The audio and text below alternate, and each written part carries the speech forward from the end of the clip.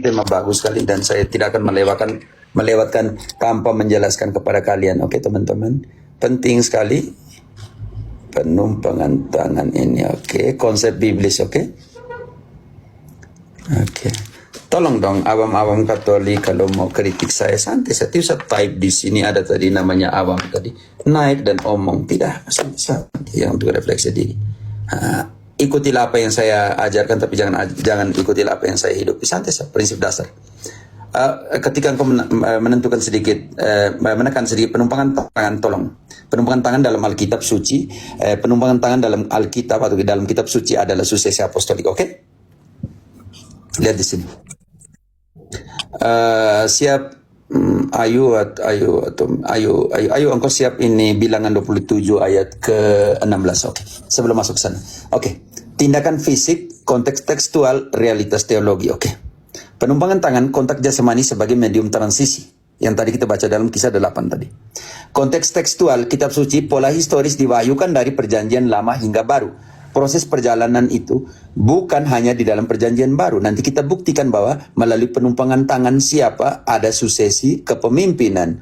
Bantu dulu di dalam perjanjian lama. Ayo. Bilangan 27 ayat 16 tolong. Bilangan 27 ayat 16. Tahan di situ.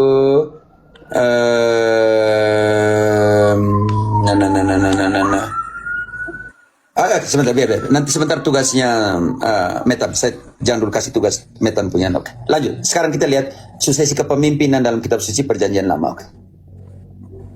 Biarlah Tuhan, Allah dari roh segala makhluk, mengangkat atas umat ini seorang yang berada di depan mereka ketika berangkat perang dan pulang, dan yang memberangkatkan mereka serta memulangkan mereka, supaya umat Tuhan jangan seperti domba yang tidak mempunyai gembala. Oke. Dari pengangkatan siapa di situ, Ayu, kalau kita mau analisa, seorang apa yang Memimpin. Oke. Bagaimana proses pengangkatannya? Turun ke ayat 22. Ayat 22. Lalu Musa lalu melakukan seperti yang diperintahkan Tuhan kepadanya. Ia memanggil Yosua dan menyuruh dia berdiri di depan Imam Eleazar dan segenap umat itu.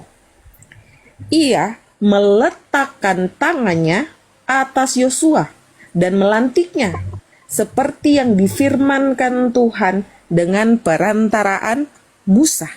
Lanjut ke bab 28, Pak Ted.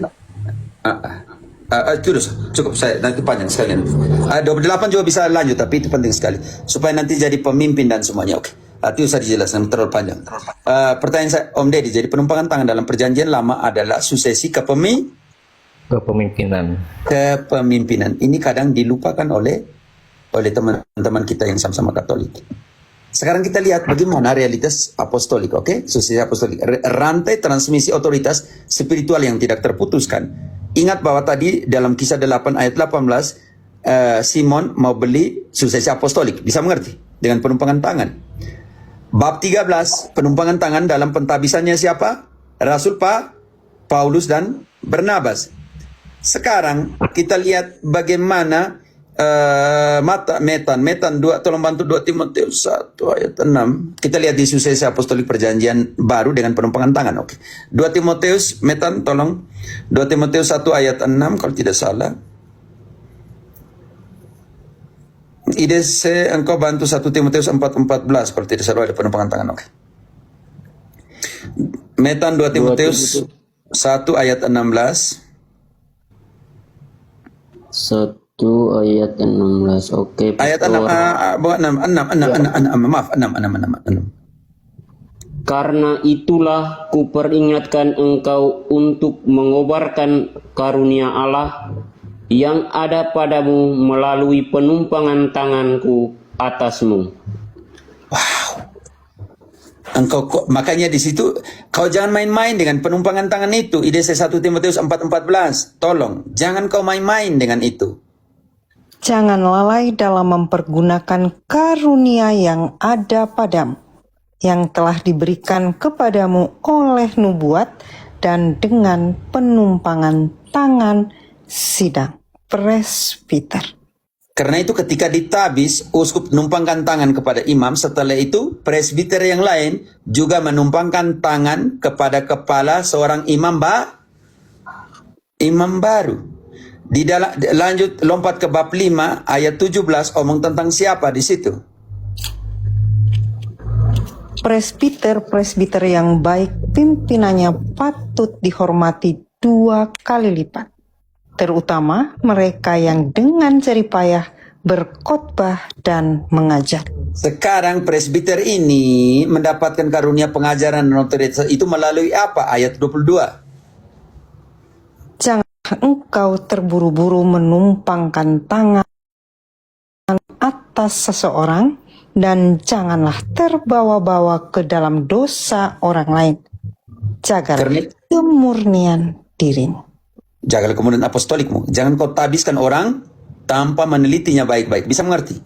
Tanpa proses. Karena itu kita masih omong tentang jalur presbiter tadi kan? IDC. Bisa mengerti? Ya. 17, 18, 19. Karena itu kau tabiskan presbiter, tapi jangan baca kembali ayat 22. Jangan terburu-buru tabis.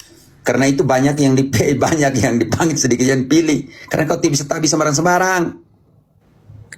Janganlah engkau terburu-buru menumpangkan tangan atas seseorang, dan janganlah terbawa-bawa ke dalam dosa orang lain. Jagalah kemurnian dirimu. Jangan kau tabis suka-suka. Jangan kau tumpangkan tangan suka. Jangan menumpangkan tangan kepada setiap orang yang kau di sini kau tumpang tangan. Tuh, tidak, karena itu suksesi apostolik. Dimensi fisik, realitas terlihat. Sentuhan jasmani langsung antara pemberi dan penerima. Ingat tadi, ketika Musa menghadapkan siapa tapi Yosua. Tindakan publik yang disaksikan oleh komunitas. Di depan semua orang atau tidak tadi? Di depan Yosua semua orang. Di depan semua orang. Karena itu tidak ada pentabisan, sembunyi-sembunyi. Tidak tahu. Tadi malam Roh Kudus bisik kepada saya, sekarang saya jadi pendeta. Kurang ajar kau. Di mana itu di dalam kitab suci bilang Roh Kudus bisik dan kau jadi pendeta? Dimensi spiritual. Pencurahan Roh Kudus dan rahmat sakramental. Pendelegasian otoritas kepemimpinan dan pengajaran. Percayakan itu. Ingat 2 Timotius 2 ayat 2. Percayakan itu di depan banyak orang atau tidak? Ayo bantu kembali. 2 Timotius 2 ayat 2. 2 Timotius 2 ayat 2. 2 Timotius 2 ayat 2. Apa yang telah engkau dengar dariku di depan banyak saksi? Di depan banyak saksi. Kau jangan percaya main-main di belakang di kau mimpi, apalagi kurang ajar bagi saya di situ. Dalam tadi malam Tuhan mimpi Roh Kudus bisik. Tuhan Allah di situ. Di depan satu saksi. Baca kembali. Banyak saksi. Lalu apa yang kau harus buat uskup? Di depan banyak saksi itu lanjut. Percayakanlah itu kepada orang-orang yang dapat dipercayai, yang juga pandai mengajar orang lain. Penumpangan tangan menyebatani materi dan roh, menjadikan tindakan fisik sebagai sebuah saluran realitas spiritual, dimensi spiritual anugerah ilahi. Pola otoritas ini ditanamkan sejak perjanjian lama yang telah kita baca tadi dalam bilangan 27. Musa kepada Yosua, ambil Yosua bin Nun dan tumpahkanlah tanganmu ke atasnya, berilah kepadanya sebagian dari kewibawaan supaya segenap umat Israel mendengarkan dia. Kalau kita lanjutkan 27 dan 28 dari bilangan tadi, tidak usah baca, sudah baca tadi. Transisi kepemimpinan umat Allah tidak pernah terjadi secara abstrak, melainkan melalui transfer fisik yang spesifik. Para rasul menjadikan tindakan ini sebagai fondasi berkelanjut. Perjanjian baru, kisah Rasul 6:6 ketika diakon itu, pentabisan diakon, tolong baca di situ Metan, siapa yang menumpangkan tangan kepada para diakon.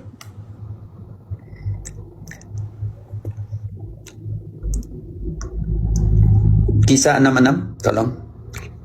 10 menit ya teman-teman, saya harus keluar ke kedutaan. Halo. Mereka dihadapkan kepada rasul-rasul. Lalu rasul-rasul itu pun berdoa dan menumpangkan tangan di atas mereka. Selesai. suksesi penumpangan tangan kepada para diakon. Karena itu teman-teman, dalam tabisan diakon hanya uskup yang menumpangkan tangan kepada diakon. Hati-hati sih. Sekarang siap-siap di 1 Timotius 4:14, IDC engkau harus siap kembali di situ. Ingat bahwa diakon, pentabisan diakon kisah 6:6 sangat biblis, bahwa hanya para rasul yang menumpangkan apa? Insen tangan. Ingat baik-baik.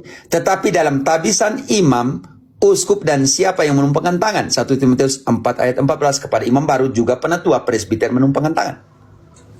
Jangan lalai dalam mempergunakan karunia yang ada padamu, yang telah diberikan kepadamu oleh nubuat dan dengan penumpangan tangan sidang presbiter. Karena itu dalam tabisan imam, Isen, hanya uskup yang tumpangkan tangan kepada engkau, imam-imam lain tidak? Imam-imam juga ya. Setelah uskup, imam-imam lain. Karena di sini turun ke 1 Timotius yang tadi 16 ya. 2 Timotius. Engkau masih di Timotius kan? Sekarang siapa yang tumpang tangan pertama kepada Timotius? 1 Timotius 1 ayat 6 tadi dibaca oleh Metan, tapi kalau engkau masih baku dekat di situ, 2 Timotius 1 ayat 6. Yang tumpangkan tangan pertama itu adalah uskup, rasul, Paulus kepada Timotius. Setelah itu di dalam 1 Timotius 4:14 dia bilang juga sidang presbiter. Oke, dalam pentabisan bukan hanya Paulus yang pertama menumpangkan tangan kepada Timotius, tetapi juga ditumpang tangan oleh para penatua yang lain. Kita baca dulu di 2 Timotius 1 ayat 6 ya kalau tidak salah. Karena itulah kuperingatkan engkau untuk mengorbankan karunia Allah yang ada padamu oleh penumpangan tanganku atasmu. Oke, jadi yang pertama, Timotius terima penumpangan tangan dari siapa? Ayat itu. Itu surat Paulus. Aduh. Mana Mas Timotius, Pater? Iya, di situ siapa yang tulis ke Timotius? Oh, Paulus.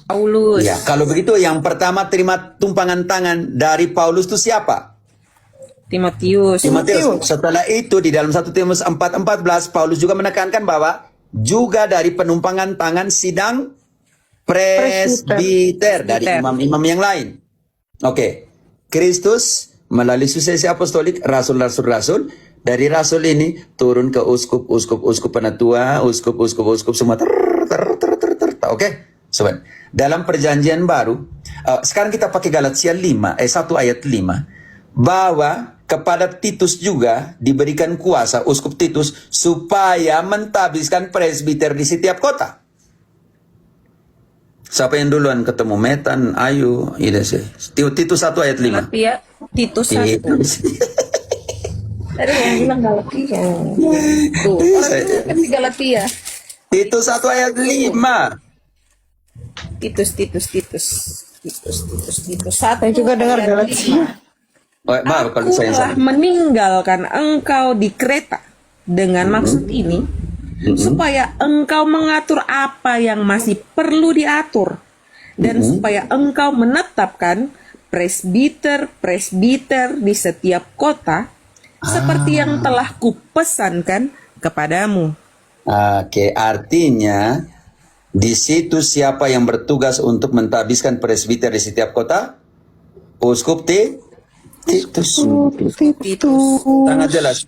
Tetapi karena begitu banyak yang kurang ajar, sekarang saya minta mohon kepada Katolik kamu harus belajar ayat 9. Tolong. Ayat 9. Dan berpeganglah kepada perkataan yang benar, yang sesuai dengan ajaran yang sehat, supaya ia sanggup menasihati orang berdasarkan ajaran itu dan sanggup meyakinkan penentang-penentangnya. Tolong para presbiter belajar baik-baik. Insen, tolong di situ Titus menetapkan presbiter di setiap kota, dan presbiter ini harus mampu menutup mulut para penentangnya. Oke. Karena itu kepada mereka yang tukang ngeyel, protes, bantu dulu bab 3 ayat 9 sampai 11. Ayat 10 konsentrasi. Baik-baik, ayo pakai TP1. Kita pakai TB1. Titus 3 Ayat 9 sampai dengan 11 konsentrasi di ayat 10. Para yang ayat ngeyel-ngeyel. 9 sampai 11. Protestantisme gagal paham, dengar ayat ini. Tetapi hindarilah persoalan yang dicari-cari dan yang bodoh. Persoalan bundahara, ulang. Tetapi hindarilah persoalan yang dicari-cari dan yang bodoh. Persoalan silsilah, percekcokan, dan pertengkaran mengenai hukum Taurat. Karena semua itu tidak berguna dan sia-sia belaka. Seorang bidat yang sudah 1-2 kali kau nasihati, hendaklah engkau jauhi.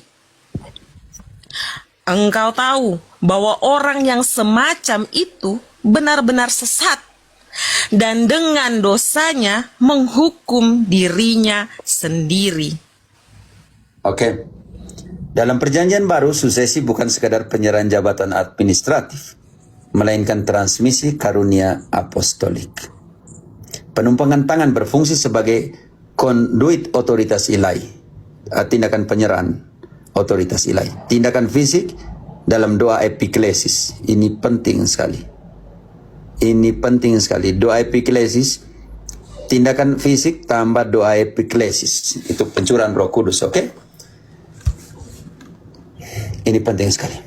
Otoritas Roh Kudus ditransmisikan kepada penerus. Rasul, uskup, dalam tindakan fisik tambah doa epiklesis, meneruskan kepada penerus. Rantai susesi mengamankan ortodoksi, bukan ortodoksi, ortodoksi artinya yang murni, yang lurus. Pengajaran karena pengajar baru diikat langsung kepada otoritas pengajar pertama. Sekarang kita tanya, Bapak Kardinal ditabiskan oleh siapa? Lalu uskup pentabis Bapak Kardinal ditabiskan oleh siapa?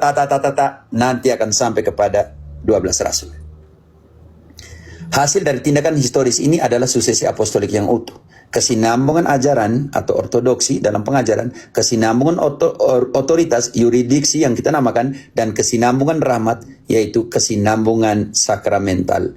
Ortodoksi, pengajaran, yurisdiksi, kuasa otoritas, dan sakramental. Di dalam susesi apostolik, seorang yang ditabiskan menerima kesinambungan ajaran ortodoksi, menerima kesinambungan otoritas, yurisdiksi yang kamu lepaskan, yang kamu ikat, dan juga melanjutkan kesinambungan rahmat. Pergilah, baptislah, dan lain sebagainya. Susesi apostolik memastikan bahwa gereja hari ini adalah entitas historis yang sama persis dengan gereja yang didirikan abad pertama. Jaringan historis yang terikat oleh sentuhan fisik. Ini penting sekali.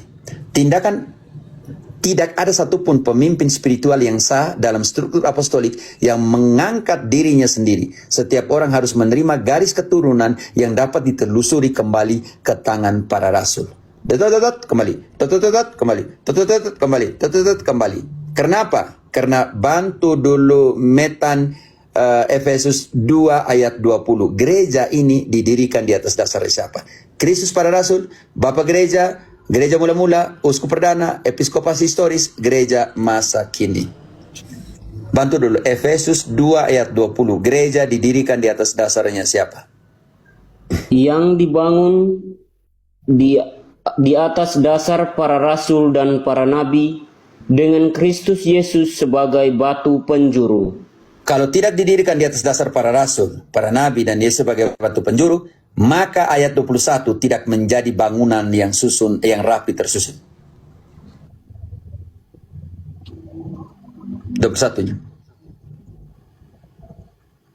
Di dalam dia tumbuh seluruh bangunan, rapi tersusun menjadi bait Allah yang kudus di dalam Tuhan.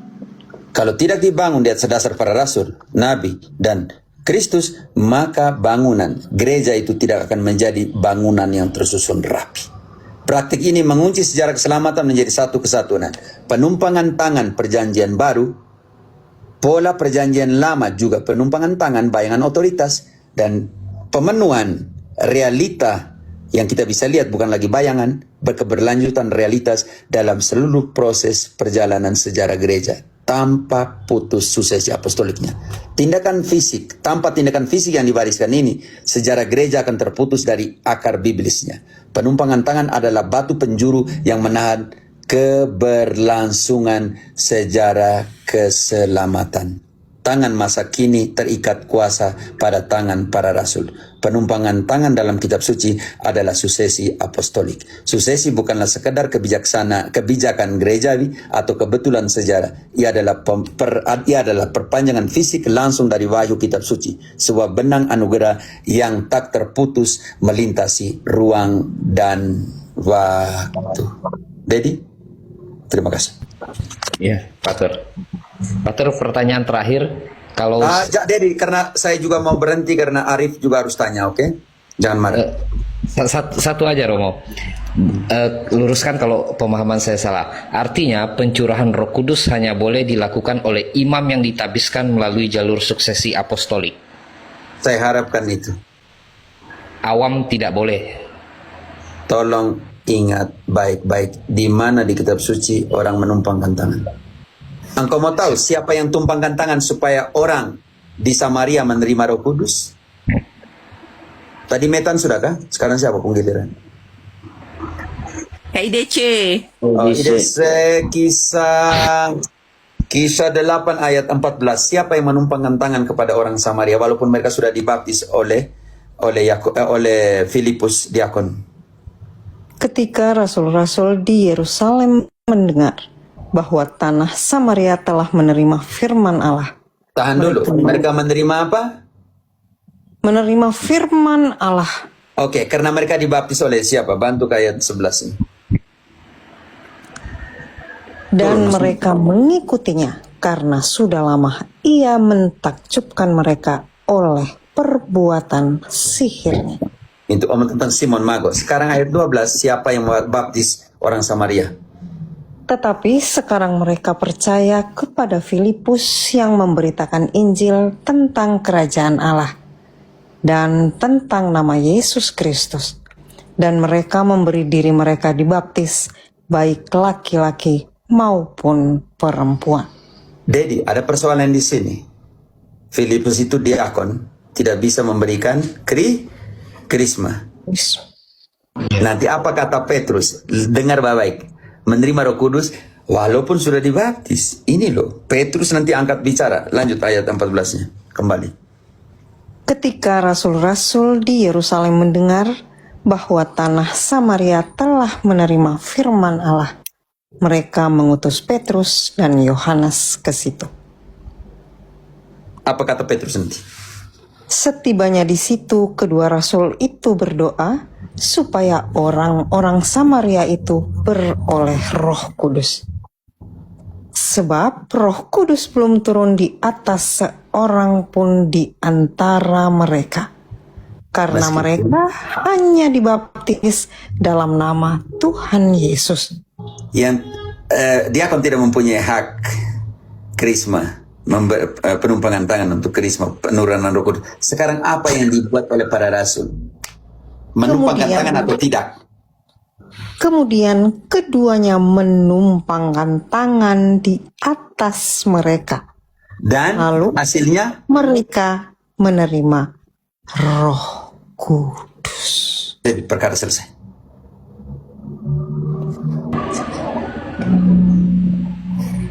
Oke, Pak Dedi. Ya, Begitu. siap. Terima kasih, Pater, Terima atas kasih. pencerahannya. Masih ada Luar bab biasa. 19 tapi tidak usah. Kasus yang sama dengan Paulus, dia harus tumpangkan tangan supaya orang terima Roh Kudus. Kita ke Pak Arif karena saya harus ke KBRI. Ya. Baik, selamat malam Pater. Terima kasih semuanya. Ya, Jadi saya terserah. Kalau butuh Zoom untuk PDKK beritahu, oke? Dengan sepenuh hati, dengan penuh cinta. Oke. ya, baik Pater, siap. Oke. Dengan butuh bukan kalian punya moderator dan semua, tapi jika butuh tema kursus kitab suci untuk kalian yang pengurus-pengurus atau untuk PDKK lalu Zoom satu malam, terserah. Selamat datang selalu. Yo Dedi. Baik, terima kasih Pater, siap. Arif. turun ya. Yo. Ya, selamat malam Romo gantian. Selamat malam Ya. Romo, selamat malam Frater, selamat malam teman Indri dan semua yang di sini. Romo, saya mau nanya ini Romo, ini Hmm. mungkin menyinggung dengan Om Deddy tadi sedikit, tapi itu di dalam kekristenan. Romo, kita bagaimana posisi kita Katolik? Saya sebagai orang awam Katolik begitu ya Romo ya. Hmm. Kita hidup di dalam budaya kearifan lokal ya di sana yang harus kita jalankan begitu Romo. Mungkin Romo kita sama-sama orang Flores punya tradisi-tradisi kearifan lokal yang wajib kita laksanakan ya, syukuran kalau panen begitu, atau anak sekolah, biasanya kita dengan tradisi-tradisi kita tuh Romo. Dan mungkin ini semua saya lihat se Indonesia juga mungkin sama ya, Kalimantan, saudara di Jawa juga dengan melakukan sesajen atau bagaimana misalnya. Ini tradisi ya, tradisi atau budaya. Atau juga mungkin saudara-saudara dari Cina juga punya tradisi itu, tradisi yang ada sebelum agama ada, gitulah kira-kira. Mereka mengenal agama, mereka meyakini atau mempunyai konsep ketuhanan juga sebelum mereka mengenal agama. Nah, bagaimana Romo posisi kita sebagai orang Katolik ini dengan tradisi-tradisi yang dilakukan di kampung ya? Ini kan tidak liturgial begitulah Romo. Oke, saya sudah jelaskan Romo sudah. Kita pikir apa? Saya tidak ikut. Pertanyaan saya, Yesus pergi perkawinan di Kana? Iya, Yesus pergi perkawinan di Kana? ikut perkawinan di Kana dengan. Apakah itu liturgis? Tidak. Dia mengubah air jadi anggur 600 liter, itu liturgis? Tidak.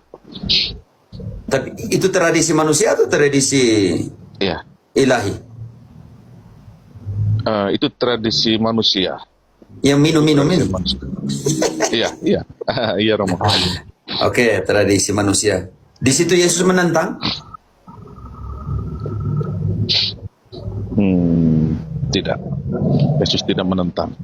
Kalau Yesus tidak menentang perkawinan, Yesus tidak menentang pesta perkawinan, Yesus di situ mengubah air jadi anggur. Iya. Itu yang pertama ya, ini sebagai pengantar ya, bukan. Sekarang kisah 17 ayat ke-23. Paulus berhadapan dengan tradisi penyembahan orang Yunani. Sebab ketika aku berjalan-jalan di kotamu dan melihat-lihat barang-barang pujaanmu, aku menjumpai juga sebuah mezbah dengan tulisan, kepada Allah yang tidak dikenal. Apa yang kamu sembah tanpa mengenalnya, itulah yang kuberitakan kepada kamu. Arif, Paulus suruh bongkar altar itu atau menggunakan altar itu untuk menjelaskan tentang Tuhan?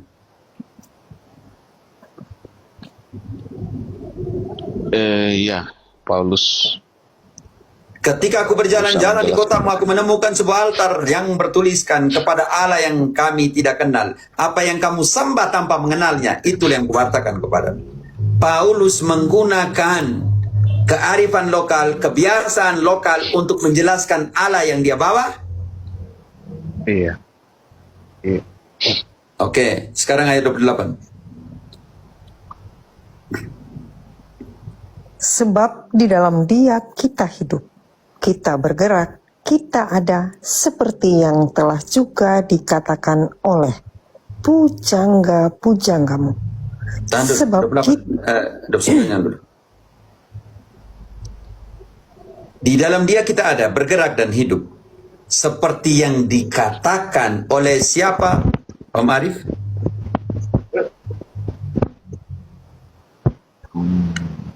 Seperti yang dikatakan oleh pujangga-pujanggamu, seperti yang dikatakan oleh kearifan lokalmu, seperti yang dikatakan oleh kebiasaanmu. Tetapi sekarang Paulus masuk pewartaan. Lanjut sekarang, lanjut. Dia masuk pewartaan tentang Kristus yang sejati. Sebab kita ini dari keturunan Allah juga. Padahal Karena- para orang Yunani politeisme. Tetapi di dalam dia kita bergerak dan kita hidup seperti yang dikatakan oleh kearifan lokalmu, oleh pujangga-pujanggamu, oleh penulis-penulismu, oleh filsufmu. Sebab kita ini berasal dari Allah yang sama. Wow, hebat di situ Paulus masuk. Lanjut. Karena kita berasal dari keturunan Allah. Sekarang dia melakukan sebuah kritik ontologis. Maaf, dia tidak mau pakai kata filsafat. Sekarang dia masuk ke dalam sebuah kritik. Dia pakai pujangga Yunani punya. Sekarang dia masuk di dalam terang kekristenan. Dia masuk untuk melakukan sebuah kritik yang kritis terhadap praktiknya orang Yunani. Lanjut. Iya, itu. Kita tidak boleh berpikir bahwa keadaan ilahi sama seperti emas atau perak atau batu, ciptaan kesenian dan keahlian manusia. Karena itu kita tidak boleh berpikir Allah itu dalam bentuk itu. Lanjut sedikit. Tidak sih?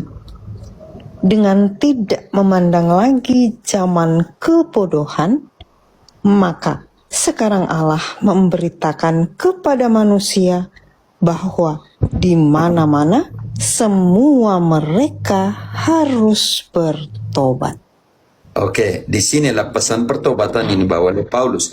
Tetapi ingat baik-baik Om Arif, tidak bisa engkau langsung ini hancur, ini kasih hancur, ini kasih. Jangan engkau masuk dalam kultur, karena itu ada prinsip dasar inkulturasi. Masuk melalui pintunya budaya, keluarkan mereka melalui pintunya Kristus. Tetapi tanpa harus menghancurkan rumah yang kita masuk itu. Ini yang kita namakan membaca kitab suci bukan di ruang hampa, melainkan membaca kitab suci di dalam rumah historis, rumah kultur dari setiap kita.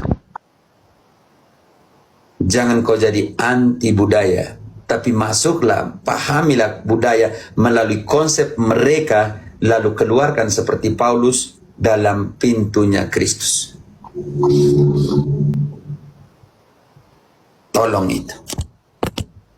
Bapak saya selalu bilang, yang tidak beradab itu biadab.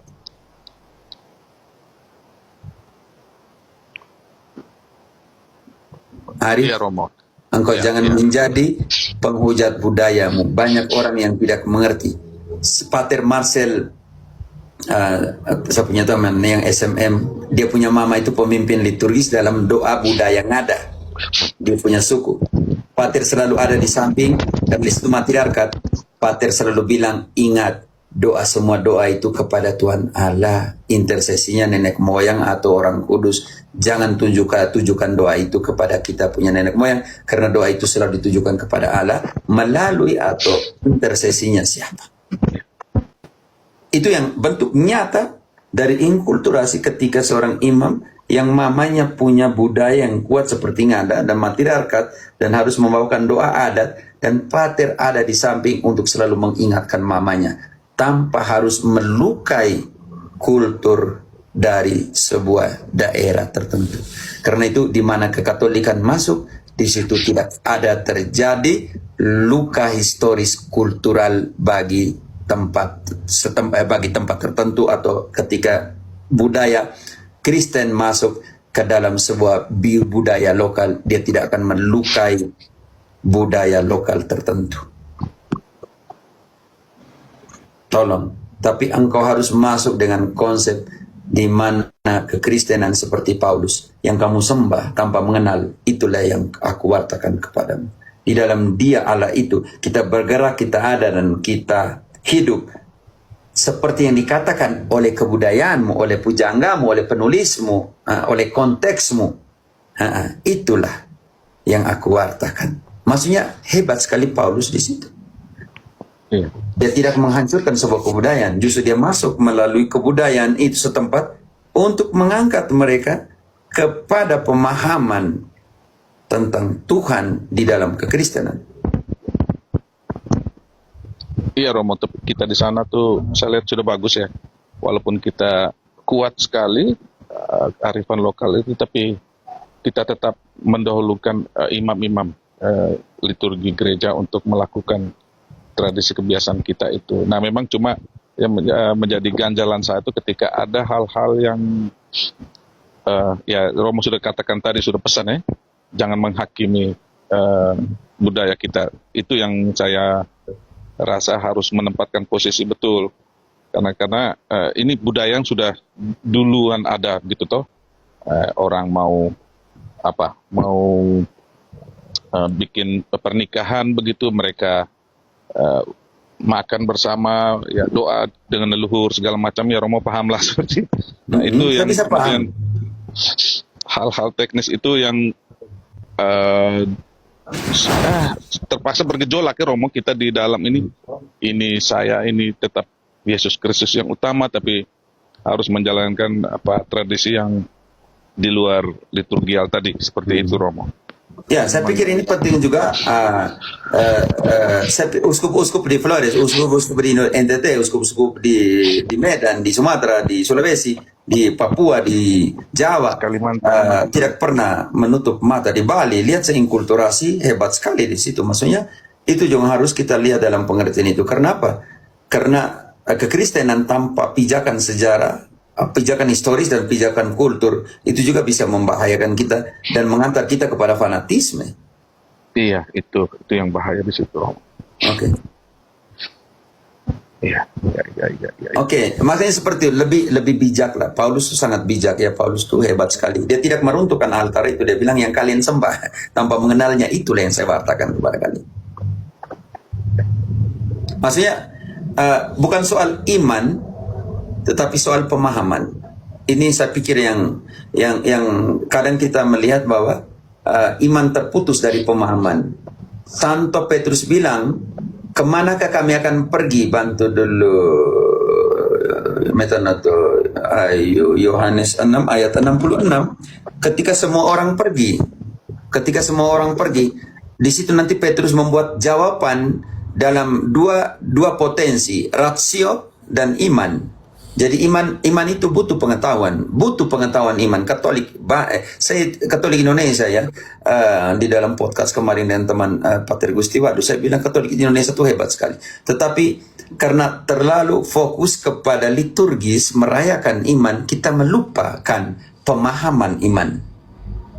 Merayakan iman, tetapi kita merayakan tanpa sebuah kekuatan untuk memahami iman. Di sini Petrus bukan dia bilang kami percaya dan kami apa. Ini penting sekali, bantu dulu. Mulai dari ayat 66 Yohanes 6. Yohanes 6 ayat 66.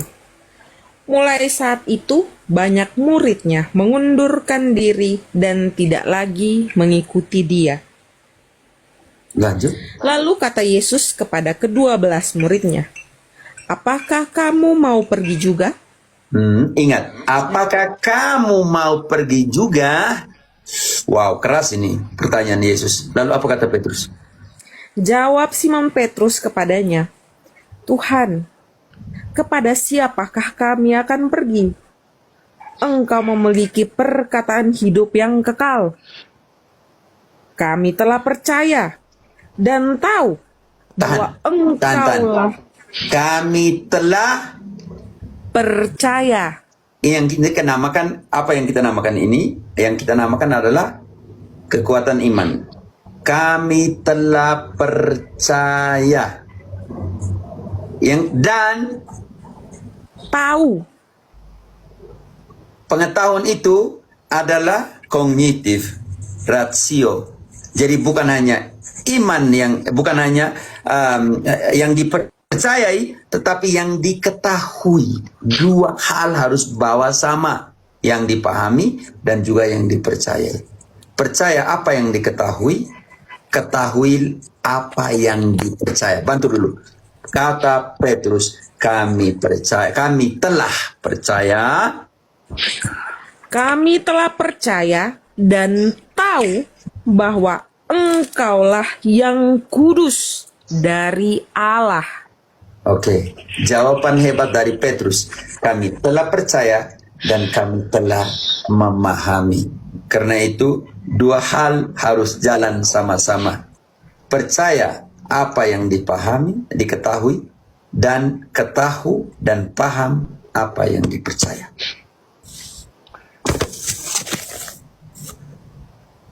Oke. Jadi tidak boleh saling menyalahkan, Romo ya. Kita tidak boleh menyalahkan, tapi kita bisa berjalan beriringan lah, gitu kira-kira. Tapi Paulus memanggil pertobatan yang kita baca tadi, bertobat dalam pengertian. Kalau kita masih punya konsep seperti itu, nanti tidak ada kekuatan kekristenan di situ dalam penginjilan. Ini yang harus kita lihat di situ. Kalau kita macam Pater Marcel tadi bilang, Mama, engkau pembawa doa dalam adat matriarkat nggak ada punya, tapi Mama selalu ingat bahwa di dalam kekristenan doa ditujukan kepada Allah, intersesinya siapa? Ini yang penting. Pelan-pelan sedikit masuk ke situ. Nah, jalan beriringan tanpa melukai. Benar juga Mama yang mungkin pemahaman selama ini, kalau kita tujukan kepada orang tertentu, nenek moyang, di mana tempatnya Allah yang kita imani. Ya, Itu juga engkau harus lebih bijaksana di situ untuk melihat. Kita mau bawa orang kepada nenek moyang kita atau kepada Allah? Oh, bawalah orang-orang kebudayaan kita kepada Allah melalui nenek moyang kita. Jalan hidup mereka yang pernah mereka tinggalkan jejak di atas dunia ini. Karena kewarganegaraan kita itu di surga. Oke? Di dalam Filipi 3 ayat 20, kewarganegaraan kita di mana? Karena kewargaan kita adalah di dalam sorga, dan dari situ juga kita menantikan Tuhan Yesus Kristus sebagai Juru Selamat.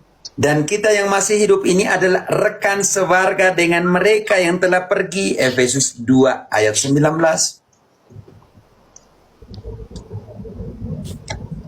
Demikianlah kamu bukan lagi orang asing dan pendatang, melainkan kawan sewarga dari orang-orang kudus dan anggota-anggota keluarga Allah. Dan keluarga ini punya nama, 1 Timotius 3:15. Keluar bagian pertamanya cukup. Yang keluarga Allah ini rekan sewarga dengan orang kudus yang ada di surga, dan kita ini adalah keluarga Allah, dan keluarga Allah ini punya nama. Jadi jika aku terlambat, sudahlah, engkau tahu bagaimana orang harus hidup sebagai keluarga Allah, Yaitu yakni gereja dari Allah yang hidup, tiang penopang dan dasar kebenaran.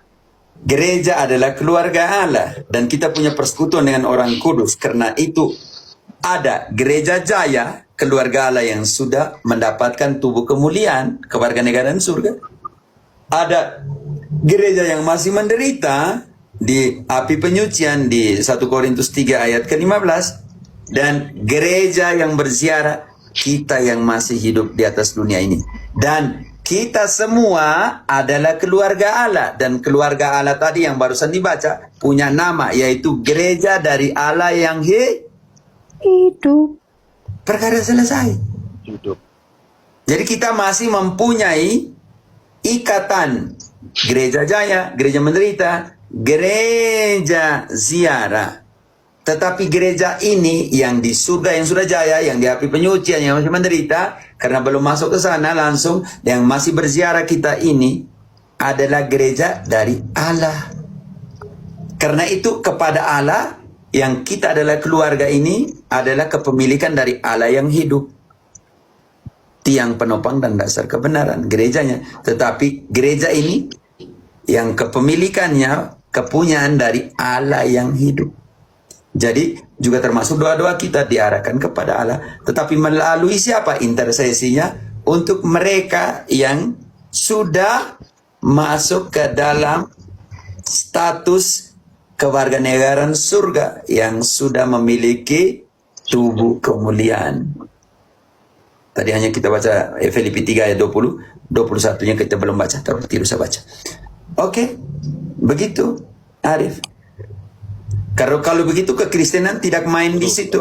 Kalau kita sejalan seimbang seiring jalan, kekristenan ada di mana untuk menjelaskan Allah yang sesungguhnya? Nanti bisa juga jatuh di dalam kekristenan relativisme. Oke? Oke teman-teman, minta maaf ya. Terima kasih. Saya harus Terima kasih banyak Romo ya. pamit. Terima kasih banyak. Kami udah. Yuk, mantap. Tuhan memberkati semuanya. Terima kasih Kamen. Pater Insen, terima kasih. Inese, Dona Ayu. Metan, perbiasakan naik supaya pelan-pelan dimarahi, ditegur. Oke, tidak. Arif, terima kasih Om Deddy yang telah turut terus. Oke, Tuhan memberkati dan Oke, nanti saya sering naik barangkali nanti. Oke, yuk. Insen ada satu kata. Terima kasih. Romo. Tidak, saya mau bilang kapang gawang. Kapang gawang mau lo pahulir morang. Morani. Oh ya, arigato. Oke. Oh ya, minta maaf ada yang belum bisa naik, terlalu banyak yang tunggu tadi. Ayo ada berapa di bawah yang minta? Waduh banyak sekali, saya tidak bisa naik semua. Minta maaf. Puluhan. Waduh banyak sekali. Aduh dari Linda sampai dengan yang terakhir di atas matahari. Aduh maaf ya tidak bisa kasih naik, ini saya harus keluar ke kedutaan ambil Luis Taman punya paspor. Woi, salam untuk Luis ya.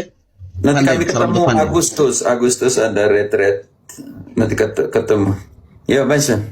Engkau bilang salam dari Bruce Lee. Oh ya, salam dari Bruce. Berarti kau Bruce Lee, dia Jackie Chan. Tidak, dia Van Damme. Dia Van Damme. Benar, dia Van Damme. Kalau Bruce Lee dia punya tulang kaku begitu tidak mungkin. Begai. Sudah.